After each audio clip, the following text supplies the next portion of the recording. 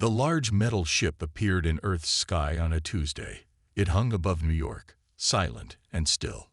People pointed and stared. Some ran. Others took pictures. The world's leaders met right away. "They want to talk," said the president, looking at the message that had come from the ship.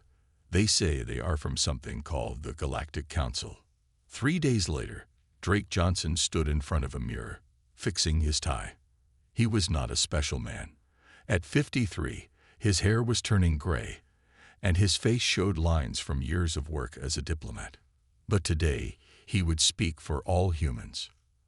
"Ambassador Johnson, the shuttle is ready," said a young aide at his door.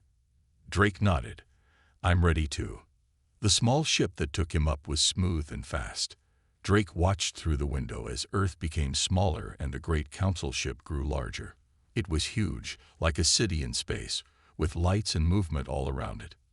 "Welcome, Earth representative," said a tall, blue-skinned being when Drake stepped out. "I am Guide Lorne. Please follow me to the council chamber."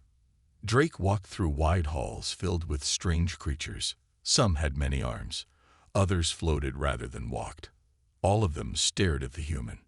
The council chamber was a giant room with seats rising up in circles. 37 different kinds of aliens sat watching as Drake entered.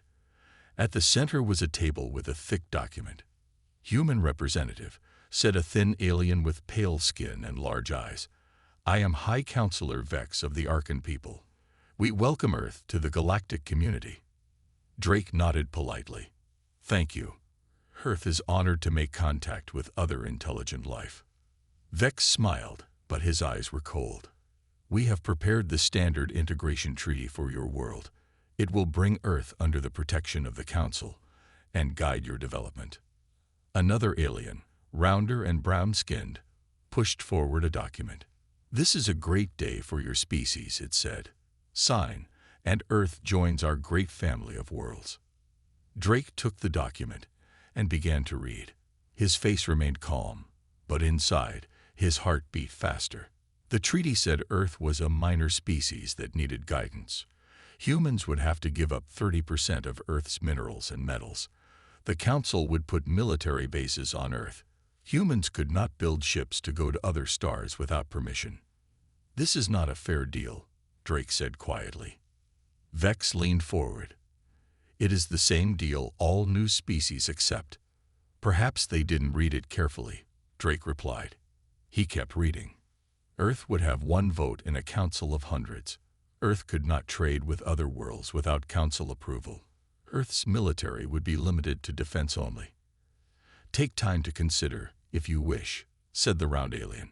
"But the council has stood for 12,000 years. This is how stability is maintained." Drake looked up at the circle of alien faces. Some looked eager. Others seemed bored. A few watched him with interest. "My instructions were to establish friendly relations between Earth and other worlds," Drake said. "I wish to negotiate a fair agreement." "This is the agreement," Vex said sharply. "It is not a negotiation." Drake stood straight. He thought of Earth's history, of people who had faced stronger powers and refused to bow. "Then I must decline," he said. A murmur went through the chamber. Vex's face darkened. "No species has ever declined," he said. Drake picked up the treaty. Slowly, deliberately, he tore it in half. The sound of tearing paper echoed in the silent room. "Humans," Drake said clearly, "do not negotiate from their knees." The chamber erupted in noise. Some aliens stood shouting.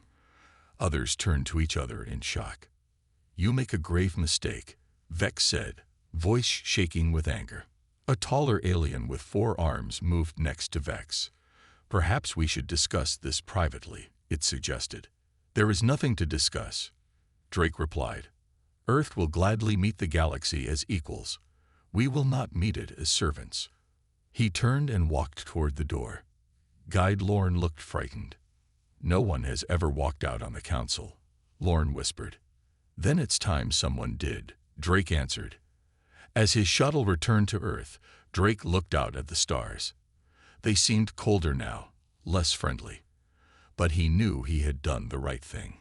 On Earth, he would be both praised and criticized. Some would say he risked everything. Others would call him a hero. But all would soon understand that the galaxy was not what they had hoped. It was not a place of friendship and discovery. It was a place that needed to be changed. The Great Council chamber had never been so loud. Voices from 37 different species filled the air. Some shouted. Others made strange clicking sounds when angry. High Counselor Vex stood at the center, trying to bring order. Silence, he finally shouted, and the room slowly grew quiet. We must decide how to handle the humans. Representative Trell of the Matari people stood up. Unlike the thin, pale Vex, Trell was short with golden skin that seemed to glow. In 12,000 years, no species has ever torn up our treaty, Trell said. This is unexpected. It is an insult, Vex replied. We should send ships now. Show these humans their place.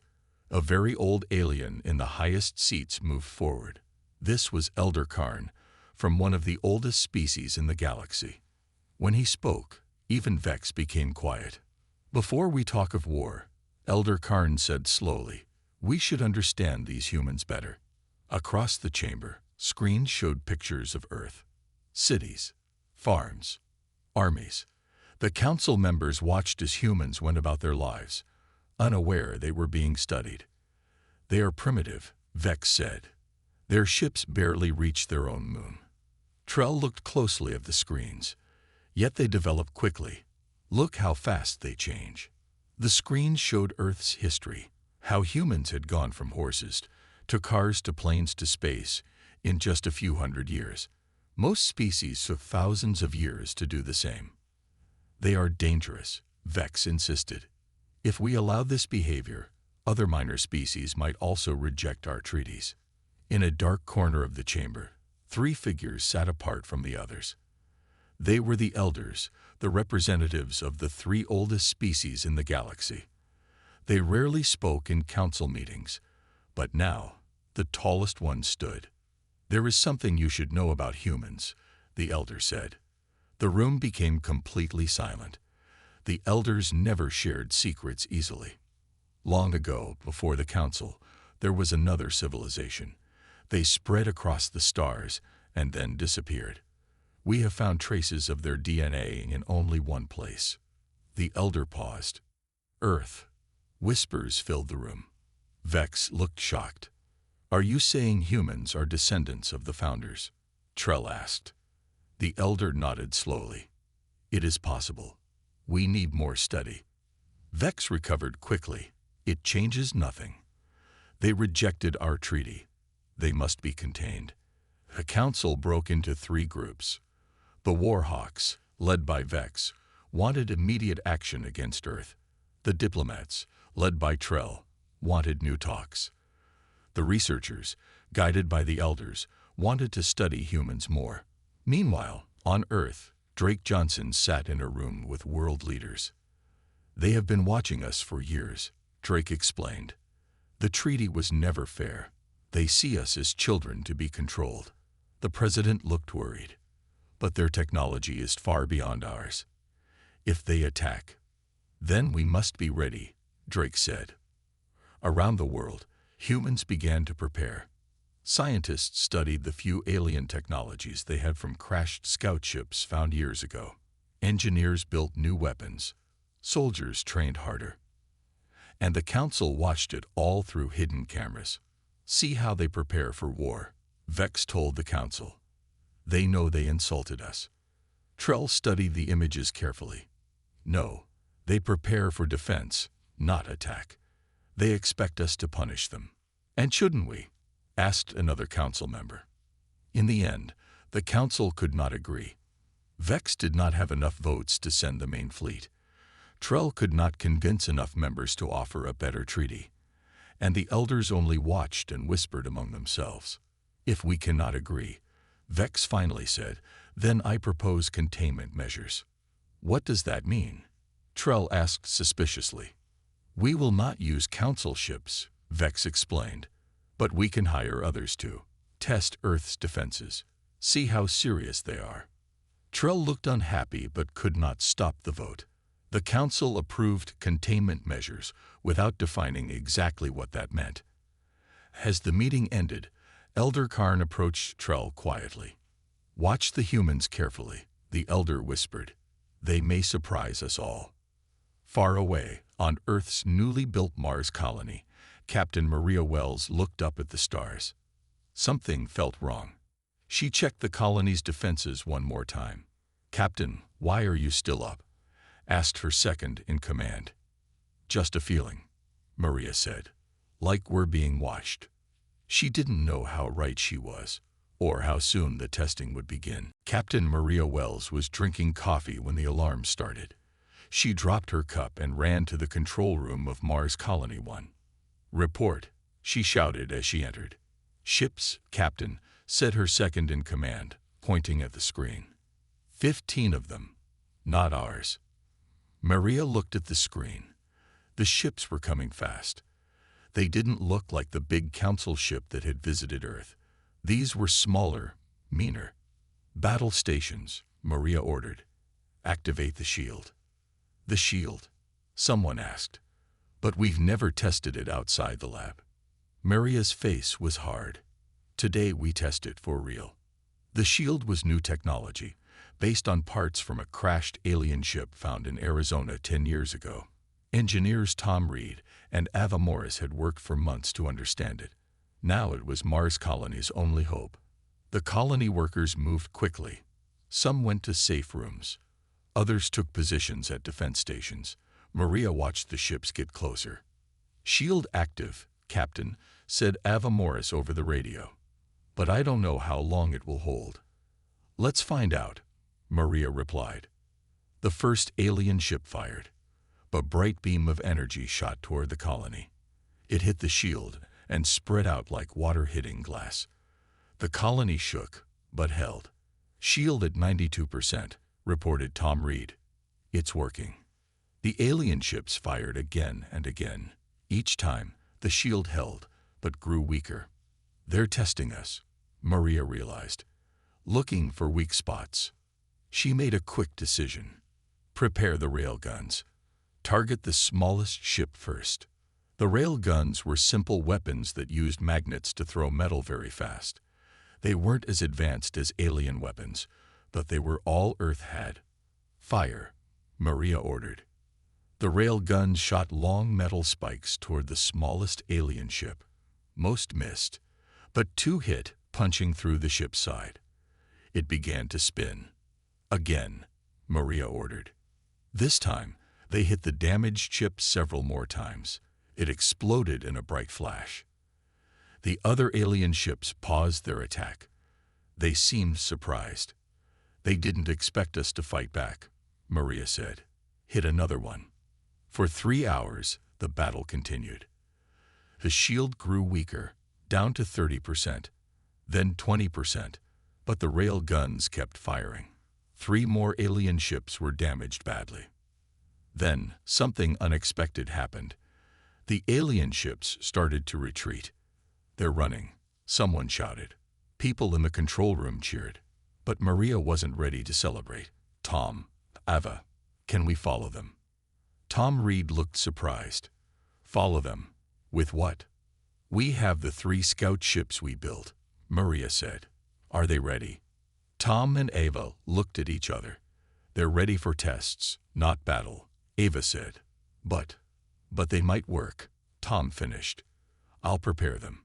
An hour later, Maria stood in front of 3 small ships. Each could hold 5 people.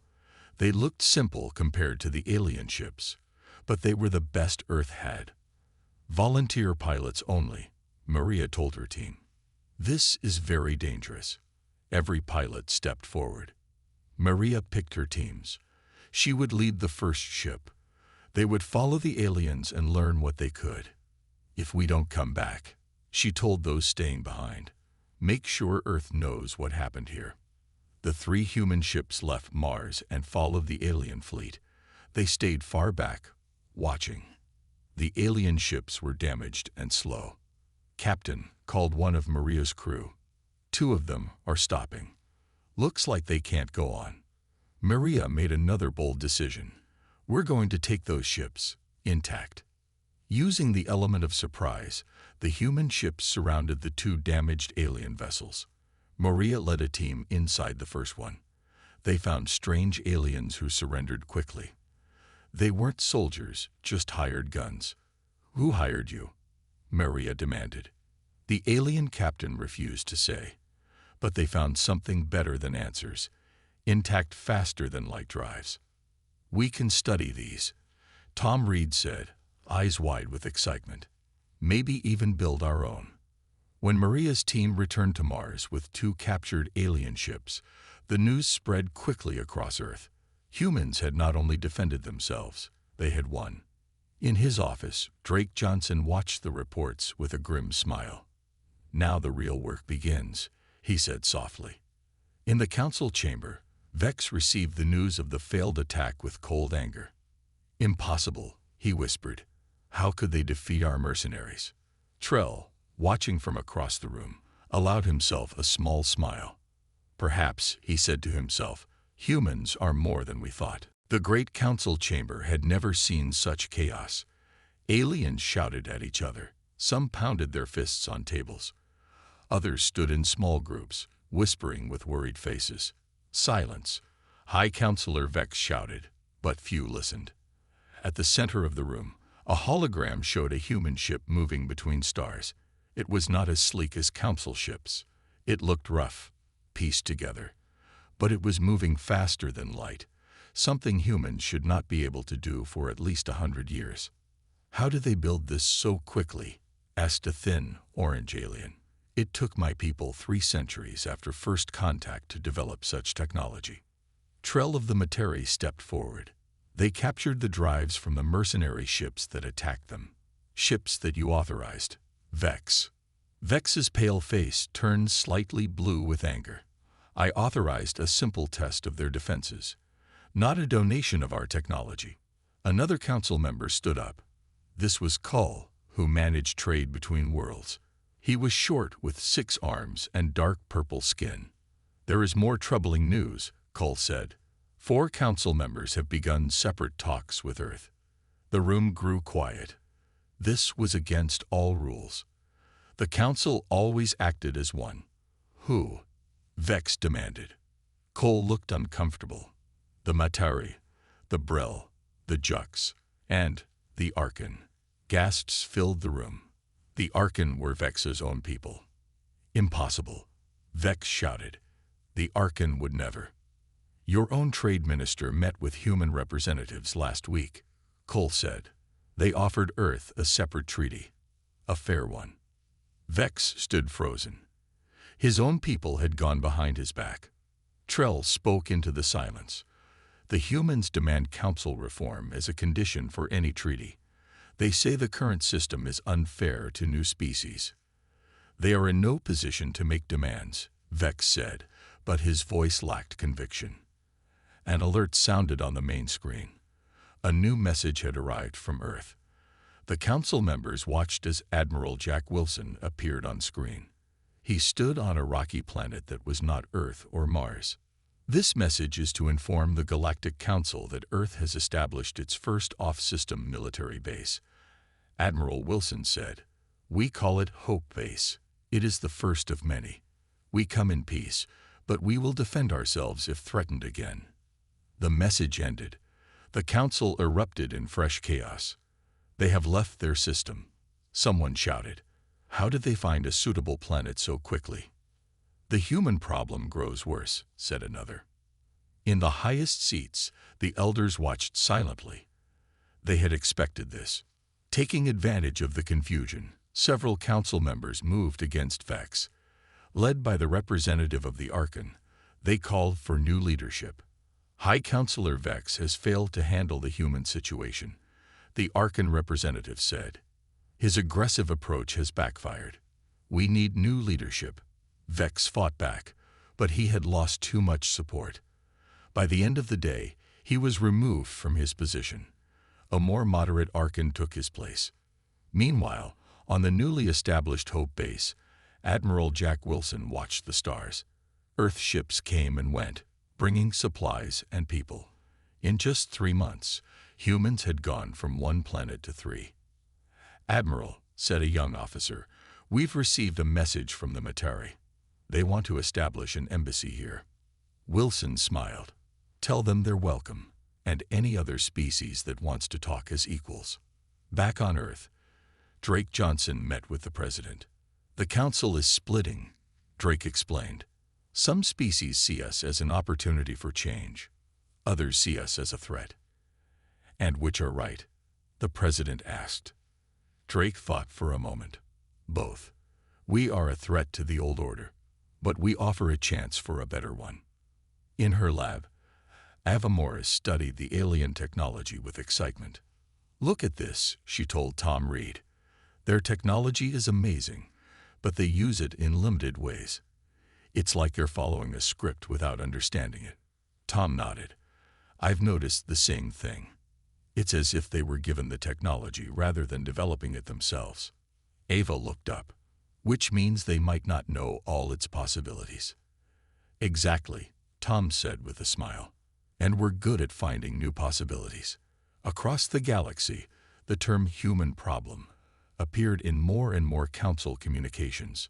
Some said it with fear, others with hope. The old order was beginning to crack, and through those cracks, new light was shining. Professor Linda Moore was not a soldier. At 62, with gray hair and reading glasses, she looked more like someone's grandmother than a weapon of war. But as she stood in front of the world's leaders, she held something more powerful than any bomb. "I call it the Advancement Protocols," she said, holding up a thick document. "And it will change everything." For 6 months, Linda had studied the alien technology from the captured ships. She had made a surprising discovery. "The Council technology has locks built into it," she explained. "Limits that stop species from changing or improving it. That's why all Council ships look almost the same, even though they come from different worlds." The president leaned forward. "Are you saying they deliberately hold back progress?" Linda nodded. "Yes, and I've figured out how to break those locks." The document she created was like a key. It showed how any species could take Council technology and make it better, change it, truly own it. It was a step-by-step guide to technological freedom. "If we share this with other worlds," Drake Johnson said slowly, "the Council's control will break." "Exactly," Linda said. "It's a weapon that doesn't kill. It frees." The decision was not easy. Sharing the document might help Earth gain allies, but it would also make the Council very angry. In the end, they decided to take the risk. The document was translated into 12 alien languages. Human ships carried it to trading posts and friendly worlds. It spread quickly, passed from hand to hand, ship to ship. On the Council world of Dex, factory worker Grell stared at the human document with wide eyes. "This shows how to modify our own ships," he told his friends. "Things the Council told us were impossible." Within days, Grell and others had made changes to their world's technology. Small changes at first, then bigger ones. Similar scenes played out on many worlds. Species that had been called minor for thousands of years suddenly found new power. On the Council station, alarms began to sound. The main AI system that connected all Council worlds was showing errors. "What's happening?" demanded the new High Counselor, Marn. A technician looked worried. "Information barriers are falling. Species are sharing knowledge that should be restricted." "How?" Marn asked. The technician brought up an image of the human document. "This is spreading everywhere. We can't stop it." Within weeks, 3 minor species announced they were leaving the Council. They would no longer follow rules that held them back. On Earth, Drake Johnson met with representatives from these newly independent worlds. "We offer alliance, not control," Drake told them. "Each world equal to others, free to grow in its own way." The aliens were cautious but hopeful. For thousands of years, they had known only the Council way. The human way was new and a little frightening. But it was also exciting. Meanwhile, Professor Linda Moore worked with scientists from 7 different worlds. Together, They found more hidden limits in Council technology and more ways to break free. It's amazing, Linda told Tom Reed and Ava Morris. Some of these species have brilliant ideas that were never allowed to develop. The Council wanted stability, Ava said, but they created stagnation instead. On closed Council worlds, humans were now seen as dangerous. Parents told children scary stories about humans who came to break the rules. But in secret, many young aliens looked up to humans and their bold defiance. In an emergency session, the Council formally declared humans a threat to galactic stability. They ordered all members to avoid contact with Earth. But it was too late. The knowledge was already spreading. The carefully controlled order of 12,000 years was unraveling. In the hidden chambers of the elders, the ancient beings watched the changes with interest. The experiment progresses faster than expected, one elder said. Are we sure this is wise? Asked another. Chaos spreads. The oldest elder nodded slowly. Not chaos, growth. The galaxy has been frozen too long. It needs the fire that humans bring.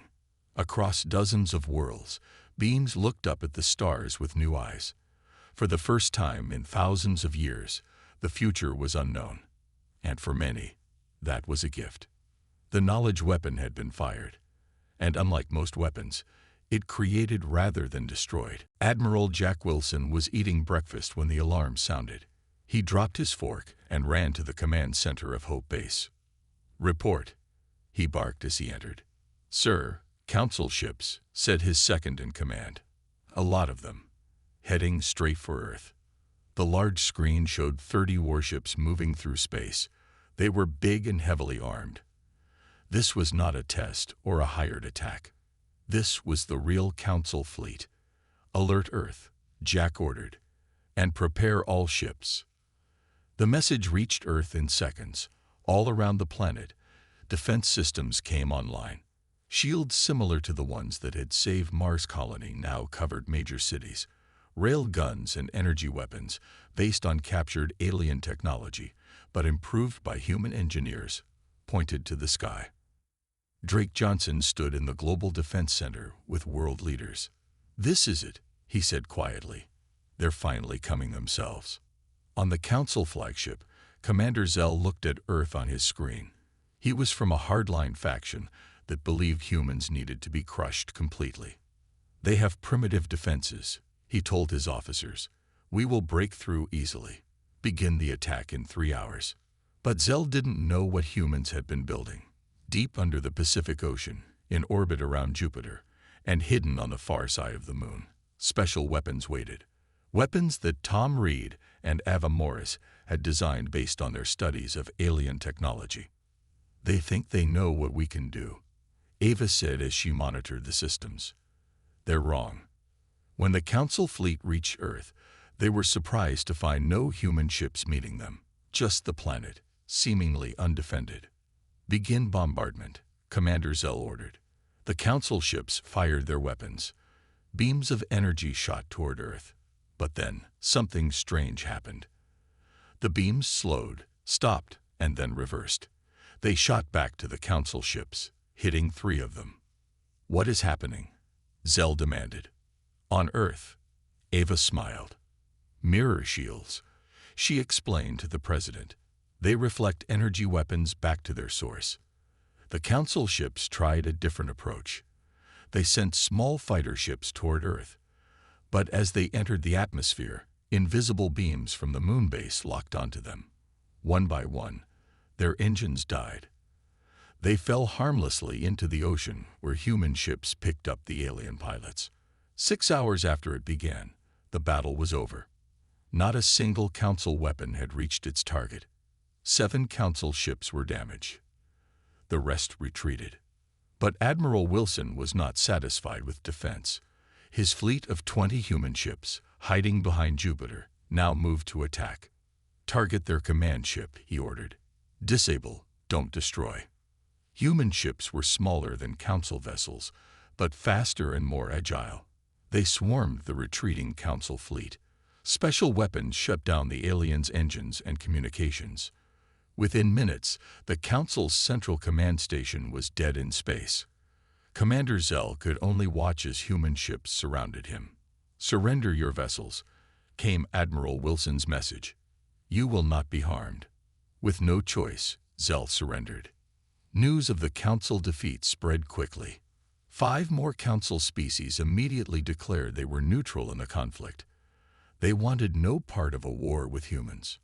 On Earth, Drake Johnson addressed the United Governments. "Today we prove that humanity will not be bullied or controlled," he said. "But our goal is not to replace the Council with our own empire. We want a galaxy where all species are free to grow and develop."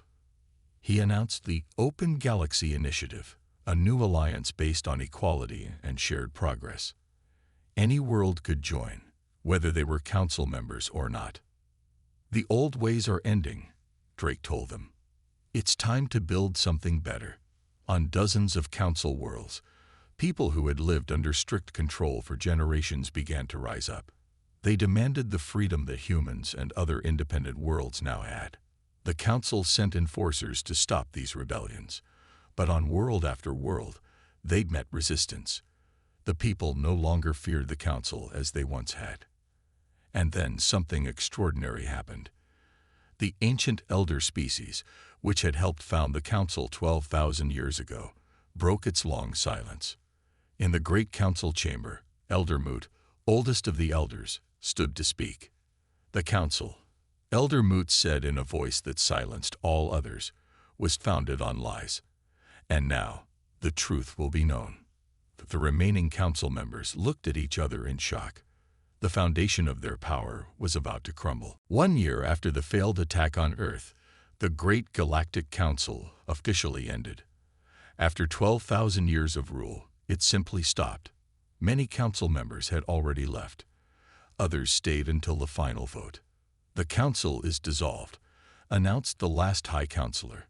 His voice echoed in the half-empty chamber. "Each world must find its own path now."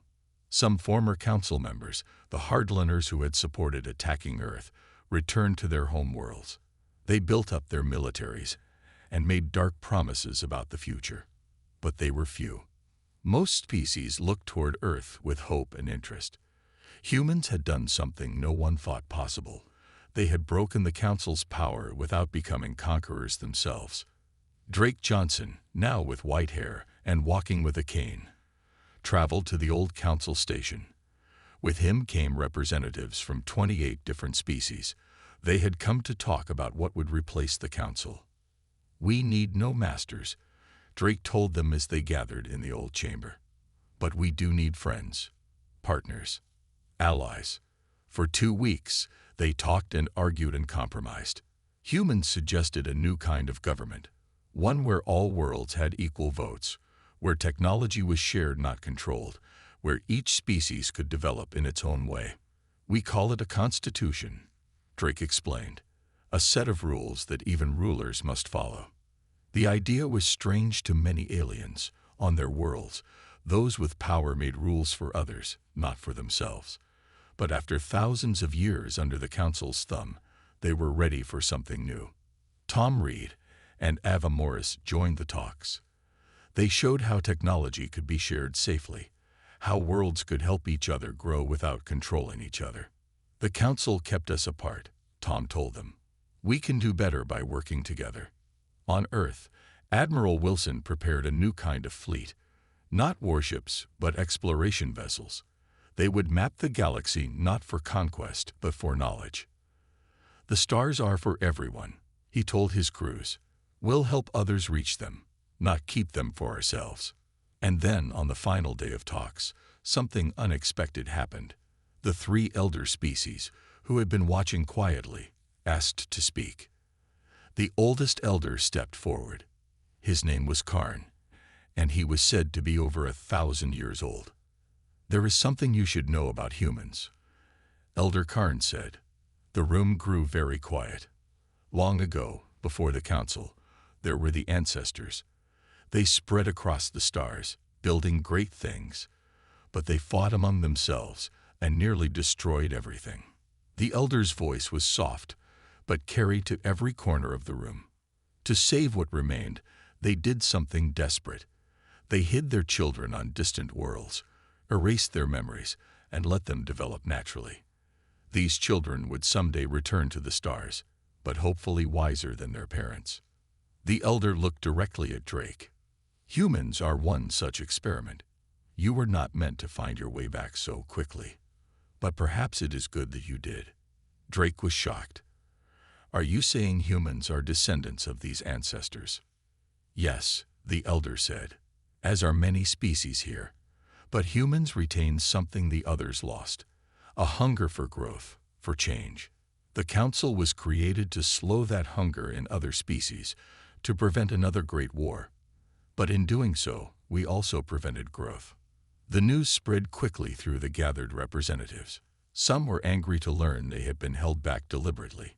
Others were excited by what it meant. If we are all children of the ancestors, said Trell of the Matari, then we are all family, in a way. In the following days, the new alliance took shape. It would be called the Galactic Congress. Each world would have one vote. Technology would be shared, not controlled. Exploration would be encouraged, not limited. 1 month later, Drake Johnson sat in the great chamber for the signing of the new Constitution. His hand shook slightly as he signed for Earth. Around him, representatives of 27 other worlds did the same. This is just the beginning, he told them. We have so much to learn, so much to build. As he looked out at the stars through the chamber's great window, Drake thought about how far they had come. From a single planet to a new galactic order, from rejection to creation. The stars, once forbidden, now belonged to everyone. And the future, once fixed, was now wide open. All because humans had refused to negotiate from their knees.